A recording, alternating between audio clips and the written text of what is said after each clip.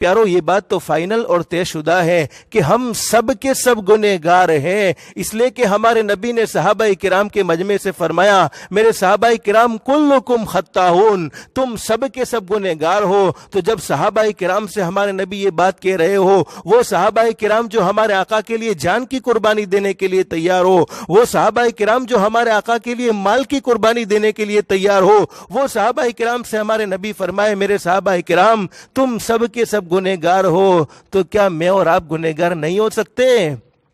لیکن حدیث میں فرمایا نبی کریم صلی اللہ علیہ وسلم نے خیر الخطائین التوابون المستغفرون، بہترین گنہگار وہ ہیں، بہترین اللہ کی نافرمانی کرنے والا وہ ہے جو گناہ کرنے کے بعد اللہ سے توبہ کر لے، اللہ سے معافی مانگ لے۔ اللہ نے ہمیں رمضان کا مہینہ توبہ کرنے کے لیے نصیب فرمایا ہے، معافی مانگنے کے لیے نصیب فرمایا ہے۔ میرے پیارو زندگی بھر گناہوں میں گزار دی، لیکن اللہ سے سچے دل سے معافی مانگنے پر اللہ ہمیں ضرور معاف کر دے گا۔ ایک حدیث پاک میں آپ کو سناؤں، اللہ ہم سے کتنی محبت کرتے ہیں، اللہ ہم سے کتنا پیار کرتے ہیں۔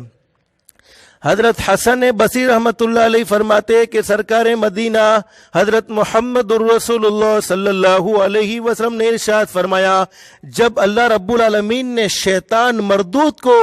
زمین پر اتارا، جنت سے نکال کر شیطان مردود کو زمین پر اتارا، تو شیطان کہنے لگا اللہ تیری عزت کی قسم، تیرے جلال کی قسم، میں انسان کا پیچھا نہیں چھوڑوں گا جب تک کہ اس کی روح جسم سے الگ نہ ہو جائے، یعنی جب تک اس کی موت نہ آ جائے تب تک میں اس کا پیچھا کرتا رہوں گا، تیری نافرمانیاں اس سے کراتا رہوں گا، اس سے گناہوں کے کام کراتا رہوں گا۔ اللہ رب العالمین نے فرمایا اے شیطان ابلیس، مجھے اپنی عزت اور جلال کی قسم، اپنی عظمت کی قسم، میں اپنے بندے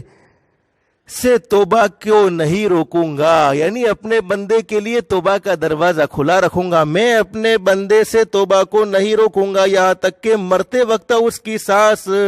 اکھڑنے لگے، یعنی آخری سانس تک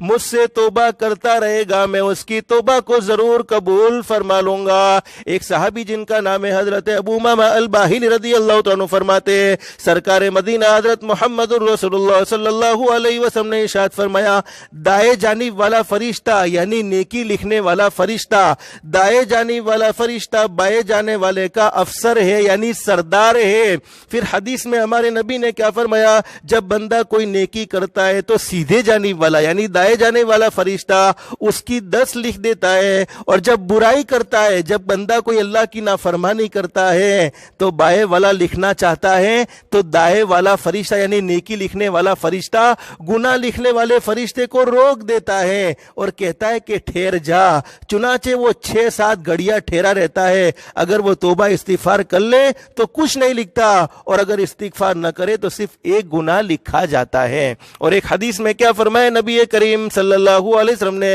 گناہوں سے توبہ کرنے والا التائب من الذنب کمن لا ذنب له او کما قال النبی صلی اللہ علیہ وسلم، سرکار مدینہ حضرت محمد الرسول اللہ صلی اللہ علیہ وسلم نے ارشاد فرمایا گناہوں سے توبہ کرنے والا، معافی مانگنے والا ایسا ہے جیسا کہ اس نے گناہ کیا ہی نہیں تھا۔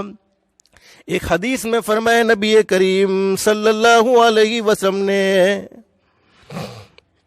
بندہ جب گناہ کرتا ہے تو اسے لکھا نہیں جاتا، بندہ جب گناہ کرتا ہے تو اسے فوراً لکھا نہیں جاتا، یہاں تک کہ وہ دوسرا گناہ کرے پھر بھی نہیں لکھا جاتا، یہاں تک کہ وہ تیسرا گناہ کرے پھر بھی نہیں لکھا جاتا، اسی طرح اس کے 5 گناہ ہو جاتے ہیں، 5 گناہوں تک نہیں لکھا جاتا۔ یہ حدیث پاک میں لکھا ہے جب تک اس نے 5 گناہ نہیں کیے تب تک اس کے گناہ نہیں لکھے جاتے۔ لیکن آگے حضرت نبی کریم صلی اللہ علیہ وسلم نے ارشاد فرمایا 5 گناہ کرنے کے بعد جب کوئی بندہ ایک نیکی کرتا ہے تو اس کی 10 نیکیاں لکھنے کے بجائے 5 نیکیاں لکھی جاتی ہے، 10 نیکیاں نہیں لکھی جاتی بلکہ 5 نیکیاں لکھی جاتی ہے، اور باقی 5 نیکی گناہوں کے مقابل ہو جاتی ہے، یعنی گناہوں کا کفارہ ہو جاتی ہے، اس سے گناہ مٹ جاتے ہیں۔ اس پر ابلیس لعین چیختا ہے اور کہتا ہے کہ میں انسان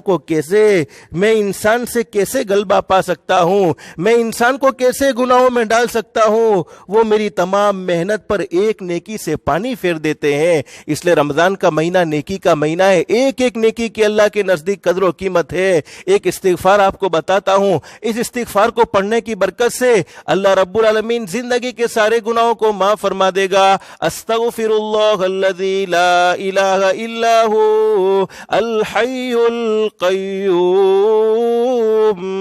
حدیث پاک میں لکھا ہے، فرمایا نبی کریم صلی اللہ علیہ وسلم نے، میرا کوئی امتی ان کلمات کو استغفر اللہ الذی لا الہ الا هو الحی القیوم واتوب الیہ، اس کلمات کے پڑھنے کی برکت سے زندگی کے سارے گناہوں کو معاف فرما دے گا، یہاں تک کہ اللہ کے راستے میں سے بھاگ کر آیا ہوگا تو اللہ پاک اس گناہ کو بھی معاف فرما دیں گے۔ ایک حدیث میں فرمایا نبی کریم صلی اللہ علیہ وسلم نے، جو میرا امتی سونے کے لیے اپنے بستر پر پہنچ کر استغفار کے یہ کلمات 3 مرتبہ پڑھے، استغفر اللہ الذی لا الہ الا هو الحی القیوم واتوب الیہ، تو اللہ رب العالمین اس کی زندگی کے سارے گناہوں کو معاف فرما دیں گے، خواہ وہ گناہ سمندر کی جاگ کے برابر ہو، خواہ وہ درختوں کے پتوں کے برابر ہی کیوں نہ ہو، خواہ وہ مٹی کی ریت کے تعداد کے برابر ہی کیوں نہ ہو، اللہ زندگی کے سارے گناہوں کو معاف فرما دیں گے۔